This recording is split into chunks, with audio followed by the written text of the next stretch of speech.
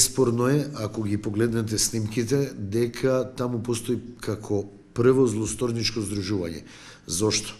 Затоа што една група на луѓе која ги организира насилниците, група на луѓе која што во исто време им ги дава целите и група која што невозможува МВР да делува. Вие сте свесни дека побарана одговорност за Чавков во Мигов и дека кризниот штаб не функционираше. Дури слушнавме податоци дека радиостаниците биле во прекин, радиоврските, и дека кога се обидел дел од службените лица да ги врати радиоврските, биле прекорени од командантите. Тоа значи дека имаме поделени улоги, дека секој од луѓето си ја одигра својата улога. Едни беа задолжени да ги отворат вратите и низ тие лавиринти точно да покажат каде се наоѓа салата за пресконференции. Третите беа да ја онеспособат полицијата да делува понатаму, но и да им пружат подршка. Свесни сте за оној полицај што пее заедно со демонстрантите. Не е проблем што он пее со луѓето кои што се внатре со насилниците. Проблем е што е он во униформа и на тој начин им дава потик и ги храбри да продолжат со действијата. Така да секој од улогите е одиграна и злосторничкото здружување очигледно. Ако имате тешки телесни повреди, а имате тешки телесни повреди, не може да не одговараат за тоа. Една од првите кривични дела е насилство. Затоа што вика тој што со сериозна закана или употреба на физичка сила ќе предизвика несигурност или страв кај околината, предизвикана е. Имате кривично дело обид за убиство.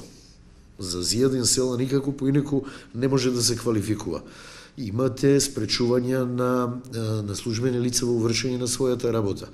Имате загрозување на општата сигурност со опасни орудија, со столици, со сталаци, со се живо.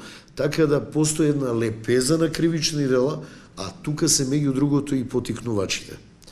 Јас отворено ќе кажам, неколку пати веќе нагласив. Обвинителството во мигот се наоѓа меѓу чеканото и наковалната. Факт е дека до сега не превземаше ништо и дека СЈО е формирано токму затоа што обвинителството еден голем дел на криминалот воопшто не го согледа ниту го процесуираше. Затоа и постои специјалното јавно обвинителство. Овој пат е малку поразлично. Мора да ја врати услугата за оние што ги именува и ги избра, но не може да ги забошотат кривичните дела од и сите ги видовме. И веќе не може да се прикрие. Затоа одат со многу пониска квалификација. Таа квалификација е учество во толпа што ќе спречи службено лице или што ќе стори кривично дело. Две кривични дела се. За едното е предвидена казна од 3 месеци до 3 години, за организаторите од 1 до 5 години, за другово кривично дело што учество во толпа што ќе стори кривично дело е од парична казна до 3 години, ако има голема штета од големи размери или тешко повредени лица е од 3 месеци до 5 години и за организаторите од 1 до 10 години. До сега организаторите воопшто не беа повикани на одговорност, што е нонсенс. Прво, самото тоа што луѓе се најдоа во собрание, ги измасакрира пратениците и направи огромна штета. Одговорно е МВР. МВР е единствен орган кој што е надлежен за безбедноста внатре во Република Македонија и не може да не знае дека има протести, тие трае 60 на дена, и не може да нема зголемено полициско присуство, особено што веќе одешен преку средствата за јавно информирање, што се случува внатре во собрание, воопшто немаше реакција неколку часа после тоа.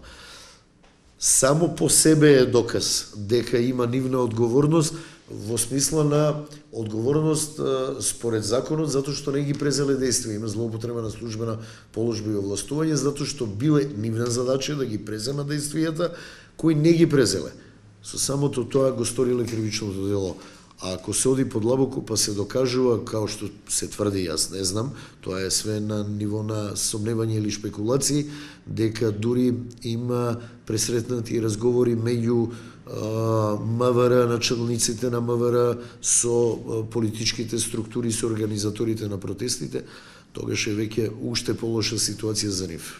Вие имате во мигов диво насилje koje се суди и koje се обезбедува со хермелини, оклопни возила, дури и хеликоптери. Обвинети се за тероризам. Која е разликата помеѓу нив и оваа толпа на луѓе, ако може да се наречат луѓе, кои влегле во највисокиот законодавен дом во нашата земја, објект од највитално значење за Република Македонија. И внатре ги измасакрирале пратениците кои што се избрани легитимно на избори директно од народот. Се народни представници каде што ги носат највисоките акти во оваа земја. И тоа е недозволиво. И тоа не е ништо поразлично од она што се случуваше во диво насилje. Ако вие повикувате на преземање на действија во една толпа маса на луѓе ги повикувате да влезат и да преземат правдата и законот во своји раце, сторувате кривично дело и ги потикнувате на сторување на кривично дело и не можете да не одговарате. И небитно е дали некој од нив се чувствува одговорен или не се чувствува одговорен. Законот е јасен. Ако вие се играте со оган и знаете колку е зовриена атмосферата, сите знаевме, и понатаму продолжувате со истата реторика, не можете да не одговарате. Не може да биде оправдување ако вие повикувате маса, толпа, повикувате да влезе да земе да го земе законот во своји раце, кажувајќи им дека нивната држава е продадена и дека сите они лошо ќе поминат и не смеат да го дозволат. Ако вие повикувате, луѓе, земите, вие сте тие кои имате право да ја спасите државата, спасите ја државата. Што е тоа него повик на превземање на правдата во своји раце? Див запад. Линч, закон на линчот. Не, законот може да стигне, он не може да отиде во притвор. А за све оно што е сторено, секој може да одговара и треба да одговара. Дали е пратеник, дали е судија, адвокат, обвинител, сеедно. Имунитетот ги штити пратениците да не може, ако не добијат согласност и не се симне имунитет, да отидат во притвор. Но не значи дека се иземени од одговорноста, особено не за вака тешки кривични дела, иако обвинителството ги покрива соучество во толпа. Не држи, значи, дури и да завршат вака предметите, не значи дека ако некогаш некој навистина се позанимава со целава ситуација и со доказите сериозно, дека не може да одговарате и за други кривични дела. Ако се изврши квалификација на кривичните дела и злосторничко здружување, они се едни од организаторите и потикнувачите и одговараат за сите кривични дела кои што се сторени таму и за материјалната и нематеријалната штета која што се случила. Се зборуваше за шарене на револуција и ги нарекуваа хулигани со секакви имиња. Таму имаше кршење на канцеларијата на председателот, Народната канцеларија, која што немаше никој внатре и не беше повреден ниту еден човек. Но луѓето кои го сторија тоа беа изведени пред лицето на правдата, дури заработија и куќни притвори и ја надоместија штетата и беа осудени. Се боеше, се фрлаше боја на јавните установи, неспорно. И затоа добија, колку што знам, околу 5000 прекршечни пријави за оние кои што го правеа тоа. Но во секој случај немаше насилие, повредени, особено не беше дигната рака на ниеден официјален представник, камоли пратеник од собрание. Неспоредливо е. Значи, апсолутно е неспоредливо, затоа што овде очигледно беше друга целта. Да се оневозможи избор на председателот, евентуално, не знам, формирање на влада, и не знам, знаат они само во своите глави, што понатаму планирале да се случи. Зар мислат дека ако повредат или усмртат пратеник, дека тоа тек така ќе помине? Тоа е многу лошо. Многу лошо, кажуви, за нашата земја. Нив не ги теретат за ништо. И ако не презеле никакви действија, знаете како, не можеме сега неколку илјади луѓе да судиме. Ако не сториле ништо од кривичните дела и не би требало ништо ни да се покрене, али за оние што сториле и што имале други планови, навистина треба да се реагира. Добар дел од луѓето и мислеа дека може би, не знам, предпоставувам, дека сето тоа ќе се заврши мирно, дека едноставно ќе го искажат својот револт, без никакво нанесување на повреди или исторување на штета.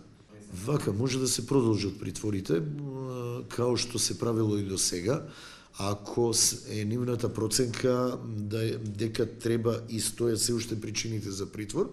Ова е скратена постапка за вакви кривични дела и ќе со подигање на обвинение и многу пократко трајат притворите и со подигање на обвинение релативно брзо и завршува постапката. Што ќе се случи понатаму, ќе видиме буквално денес дали ќе се продолжат притворите или ќе сметаат дека прекинале причините па ќе бидат пуштени на слобода.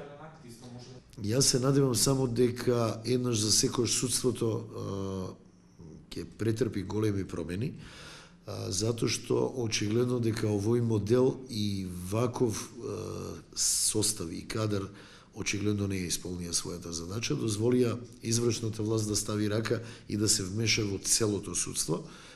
Очекувам и верувам дека ќе има генерален реизбор со рестартирање комплетно на судството. Значи, секој да понесе својата одговорност за она што го сторил поединечно.